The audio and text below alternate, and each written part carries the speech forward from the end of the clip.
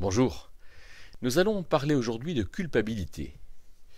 Vous savez, ce sentiment qu'on éprouve tous euh, quand on a été trop gourmand et on le sait, on a trop mangé de dessert et on sait qu'on va grossir, qu'on dormira mal, quand on a dit un mensonge et qu'on est très gêné par rapport à la personne à qui on a menti, ou quand on n'a pas dit quelque chose qu'il fallait qu'on dise, ou bien quand on arrive en retard à son travail et que le patron nous dit bonjour et qu'il nous demande si on a l'heure et on se sent donc coupable.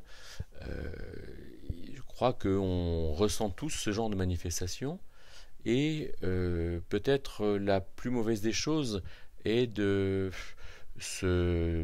un peu coincé par cela mais de ne pas y penser ou bien de le refouler, d'essayer de penser à autre chose, de ne pas en tenir compte, alors que cette culpabilité, me semble-t-il, fait partie des tableaux de bord que Dieu nous donne et que quand il s'allume, il faut en tenir compte.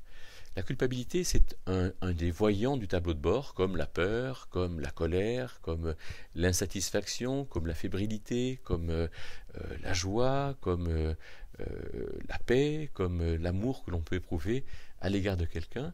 Toutes ces réalités-là sont des tableaux de bord desquels nous faisons bien de tenir compte, mais le problème, c'est que quand ce voyant-là s'allume, souvent on ne sait pas qu'en faire, parce qu'on ne sait pas comment sortir de cette culpabilité. Alors, avant de développer cette idée de savoir comment en sortir, je voudrais peut-être bien préciser que cet état d'âme de culpabilité peut aussi être accompagné d'autres choses. Par exemple, quand on ressent de la culpabilité à l'égard de quelqu'un parce qu'on n'a pas dit ce qu'on avait à dire, ou on n'a pas fait ce qu'on devait faire, alors peut-être qu'on peut avoir peur de le rencontrer. Peut-être qu'on peut être en colère contre lui parce qu'il nous renvoie cette culpabilité. Peut-être qu'on peut être fébrile, inquiet, triste, et qu'il y a toutes sortes d'états d'âme qui font que finalement, oui, on dit je me sens pas bien quand je suis avec telle personne, donc je l'évite. Mais ça, c'est pas bon. C'est pas comme ça que les choses devraient se faire. À nous de bien entendre finalement ce langage de Dieu qui est en nous, ce langage qui fait que on comprend que Dieu veut nous amener à quelque chose d'important, à quelque chose de profond. Alors regardons un petit peu vers quoi cette culpabilité peut nous mener. Eh bien, la culpabilité vient toujours vers nous pour nous parler de quelque chose que nous avons mal fait. La culpabilité, c'est une colère contre nous quand on se sent coupable.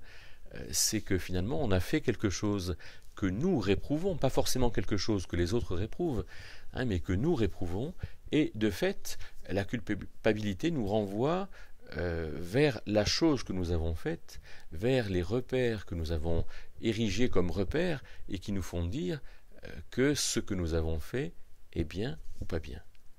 On pourrait donc dire que la culpabilité nous mène à la repentance. Quand j'ai fait quelque chose de mal, quand j'ai menti par exemple, alors je dis, oui, je n'aurais pas dû mentir, et à ce compte-là, je me repens. Repens dans le grec du Nouveau Testament, métanoïa, c'est un changement de compréhension. Méta, c'est le changement, et noïa, c'est la compréhension. Et donc, c'est très intéressant de voir comment je peux, moi, avoir un autre regard sur ce que j'ai fait. Oui, j'ai menti. Eh bien, devant Dieu, je dis, écoute,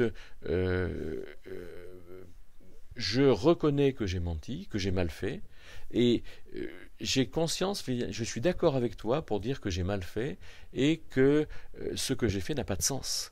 Et je le regarde de manière bien précise, de manière tout à fait sincère, et je dis, mais si c'était à refaire, je n'aurais aucune envie de le refaire parce que je sais que ça n'a pas de sens, même si je suis attiré pour le refaire. Mais alors on se rend compte ici que la repentance est un vrai travail. C'est pas de dire oh là là je m'excuse, je regrette, et de dire mais de toute façon si c'était à refaire je ferais exactement la même chose. Non, la repentance c'est finalement quelque chose qui résulte du temps que l'on va prendre pour se tenir dans la lumière de Dieu et d'être d'accord avec Dieu en disant « Ah oui, non, non, cette gourmandise, elle n'a pas de chance, pas de sens. Moi, je n'ai pas d'intérêt à me resservir en dessert, je ne vais pas le faire. Je n'ai pas d'intérêt à râler, je ne vais pas le faire. Je n'ai pas d'intérêt à médire de mon voisin, de mon prochain, je n'ai pas d'intérêt à mentir, je n'ai pas d'intérêt à oublier de faire quelque chose parce que c'est trop difficile, non. Finalement, ce que Dieu me demande, je vais le faire. Et de ce fait, je vais vraiment venir dans une position dans laquelle je vais être d'accord avec Dieu et dans laquelle je vais avoir une véritable repentance. Et c'est comme ça que le sentiment de culpabilité va s'estomper. Parce qu'en fait, il n'aura plus de raison d'être. Je ne serai plus en train de cultiver quelque chose qui sera mauvais pour moi et je connaîtrai la paix à l'égard de moi-même, à l'égard de Dieu et à l'égard de l'autre. Ça vaut vraiment la peine de sortir de la culpabilité.